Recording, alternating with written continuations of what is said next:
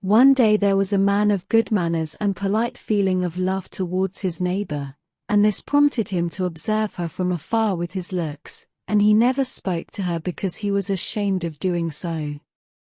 One day, out of her intense admiration for her and her beauty, especially her morals, he decided to go to the house of his neighbor's family to propose to her, and indeed he did so and called her. Her father and was very enthusiastic, and why not, and he will be met with the long-winded love of his life.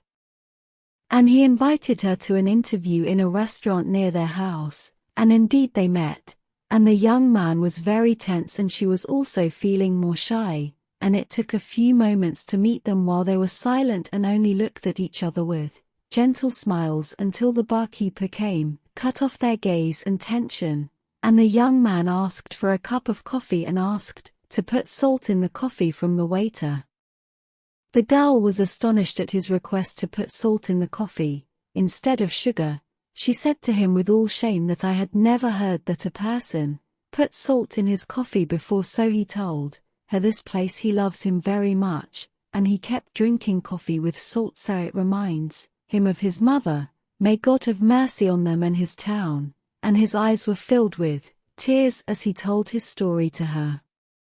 She also cried and was moved, and she praised her Lord that this young man was of her share because she was a good and affectionate young man, and she always prayed to God in her prayer that he would bless her with a good husband. Happily, the wife used to continuously prepare him coffee with salt throughout the years of their marriage, as he loved her, and after 40 years have passed since that situation, the husband became severely ill and God passed away, so his wife was very sad about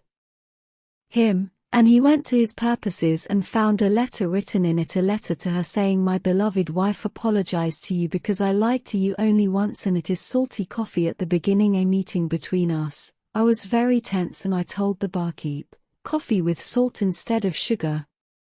This made me ashamed to go back in my word, so I continued like this for 40 years for fear of your grief or accusing me of lying, and I decided not to lie to you no matter what ever happened, and I know that my days are numbered in the world, and I ask for your forgiveness, and I apologize and I admit to you that I